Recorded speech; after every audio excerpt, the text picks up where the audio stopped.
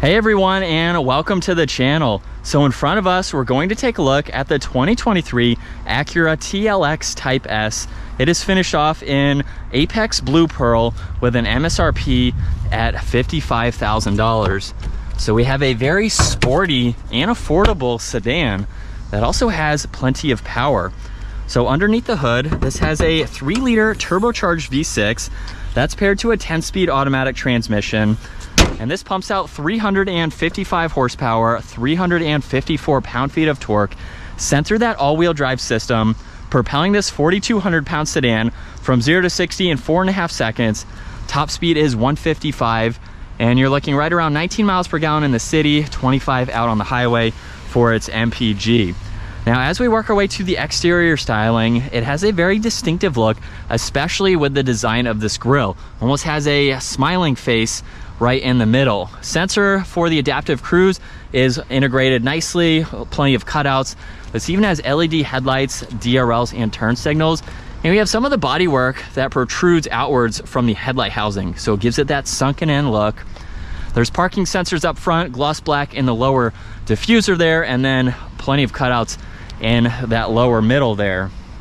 And then for the side, this exterior blue is paired very nicely with the gray on these 20-inch wheels and then with the red brake calipers. It also matches the S in the Type S badge.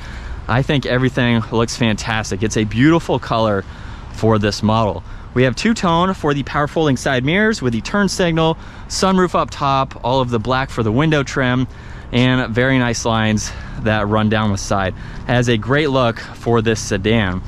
Now, this also has a body colored spoiler finished off in gloss black. There's LED taillights. We have the backup camera with all the parking sensors, the quad tip dual exhaust, and then even more gloss black in that lower diffuser. Well, let's take a listen to it because we do have remote start.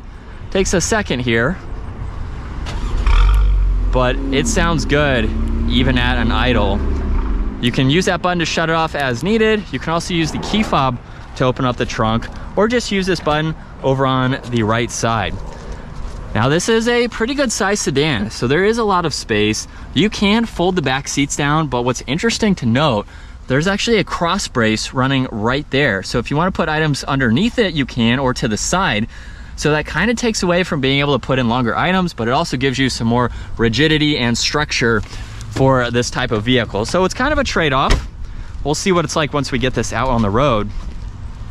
And then what I love as a convenience feature is you can unlock this from the back door handles and gain access to the back seats, where we have a two-tone design on the door panel, brushed aluminum on that audio system cover, two-tone for these leather seats. And at 5'10", I have a good amount of space. There's storage pockets, climate adjustments right in the middle, and then you have a little bit of storage in the armrest along with cup holders, which is nice. And a pretty open backseat area. Very spacious. I have about an inch or so above my head, so I could definitely be comfortable while riding around in the back. And then up front, we have all the window adjustments, side mirror adjustments, more storage space, memory seating controls as well. And then the automatic front seats with a very similar design. Let's fire this back up though. We have perforated and solid leather on the steering wheel with the flat bottom design and the Type S badge. Now on this left side, there's volume, power for the audio. There's even a scrolling dial to go through the audio, voice commands, and apps.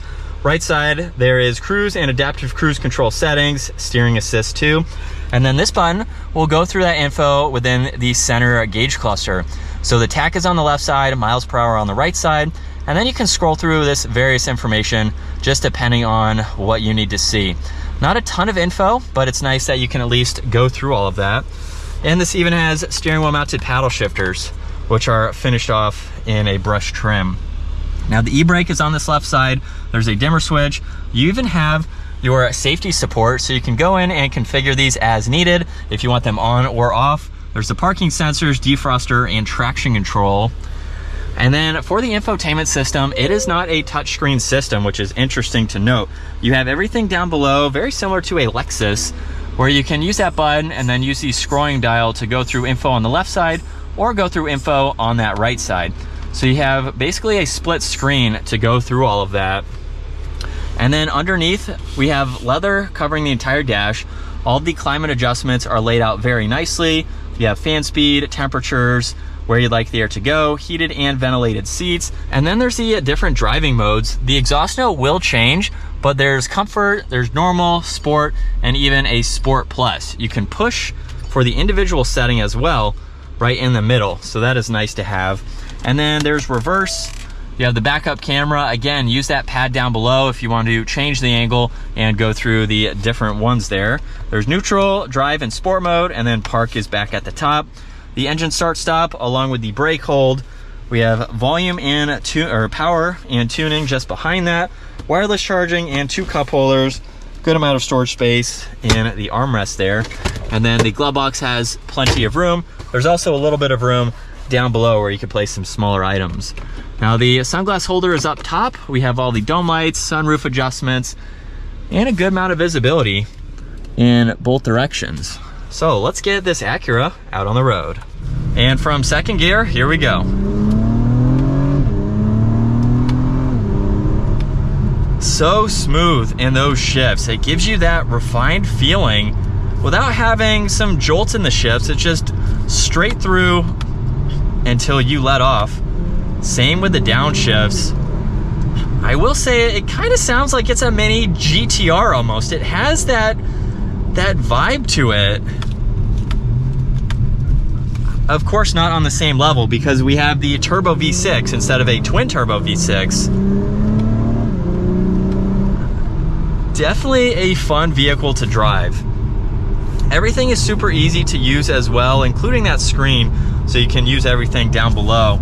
But we have a pretty solid interior. Nothing too fancy, I would say, for the price tag. It gives you everything that you need, all of the essentials basically. So for that price tag, you don't have a crazy amount of tech and some other goodies that maybe some other more luxurious brands would have.